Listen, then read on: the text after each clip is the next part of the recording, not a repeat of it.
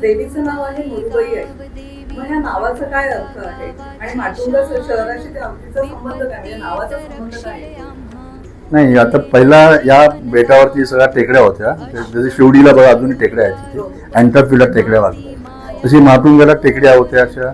आणि त्या टेकड्यांना नाव होतं मारुबाई टेकडी गाव असं म्हणतात. काही म्हणतात ते मारुबाईचं मा घेतलं, टेकडीचं टू घेतलं आणि गावचं गा घेतलं आणि माटुंगा केलं.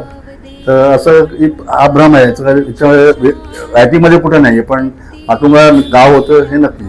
आणि माटुंगानंतर मातंगा समाजाचं मातंगुरू नावाचे ऋषी होते इथे, त्यांचं इथे बळ होतं. त्याच्यामुळे त्या मातंगा समाजावरनं माटुंगा नाव झालं असंही काही म्हणतात. असं ठोस पुरावा असा नाही आहे की माटुंगाचं नाव हे त्या देवीच्या वरनं पडलं.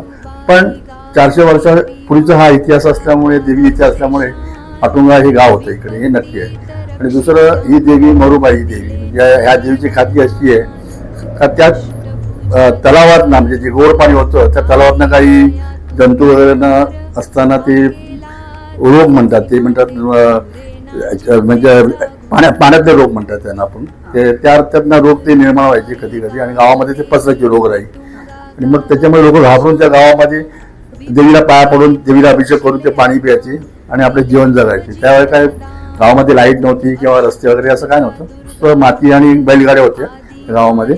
पण ही अशी ख्याती आहे का या देवीचं स्वरूप असतं. मरुबाई म्हणजे मृत्यूतनं वाचवणारी आई आपली, असं त्या मरुबाई. आणि मग बाई म्हणजे आमच्या समाजामध्ये बाईला आई म्हणतात. मरू आई ॲक्च्युली ती, पण मरुबाई म्हणतात कारण का बाईला आई म्हणतात. जशी अंबाबाई आता कोल्हापूरला, ती अंबाबाई ना ती अंबा आई आहे, ती कोल्हापूरच्या महालक्ष्मी, असं या देवीचं स्वरूप आहे इथे आता.